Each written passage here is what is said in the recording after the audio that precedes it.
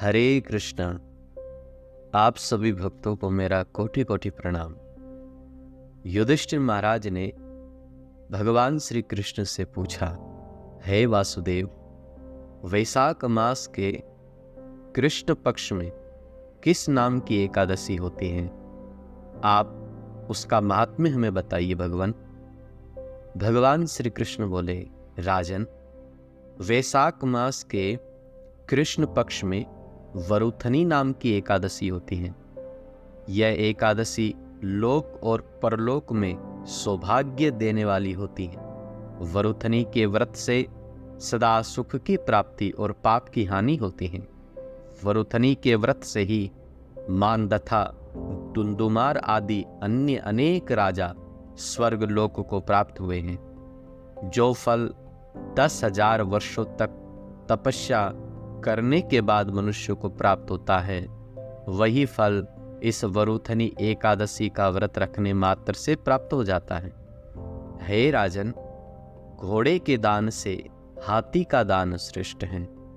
भूमि दान उससे भी बड़ा है। भूमि दान से भी अधिक महत्व तिल दान का होता है।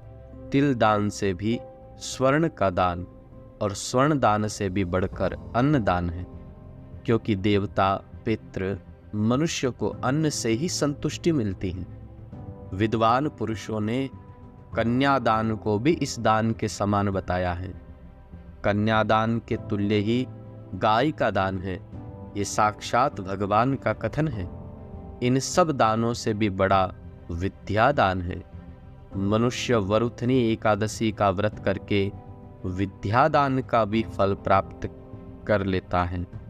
जो लोग पाप से मोहित होकर कन्या के धन से जीविका चलाते हैं, वे पुण्य का क्षय होने पर यातना नामक यमलोक में वास करते हैं। अतः सर्वथा प्रयत्न करके कन्या के धन से बचना चाहिए। उसे अपने काम में नहीं लाना चाहिए। जो अपनी शक्ति अनुसार अपनी कन्या को आभूषणों से विभूषित करके पवित्र भाव से कन्या का दान करता है, उसके पुण्य की संख्या बताने में चित्रगुप्त भी असमर्थ हैं।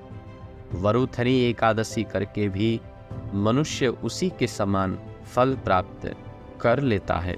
राजन, रात को जागरण करके भगवान मधुसूदन का पूजन करते हुए सब पापों से मुक्त होकर के जीव परम गति को प्राप्त होता है।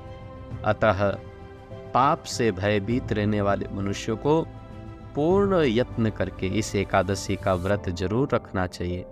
यमराज से भयभीत रहने वाला मनुष्य अवश्य वरुथनी एकादशी का व्रत करे। राजन, इसके पढ़ने और सुनने से सहस्त्र गोदान का फल मिलता है और मनुष्य सब पाप से मुक्त होकर विष्णु लोक को जाता है।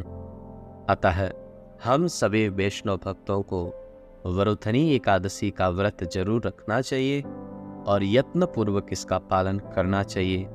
अधिक से अधिक नाम जप करें, हरि सेवा करें, शास्त्रों का स्वाध्याय करें। जय श्रील प्रभुपाद महाराज की जय। निताय गौर हरि प्रेमानंदे। हरि हरि बोल।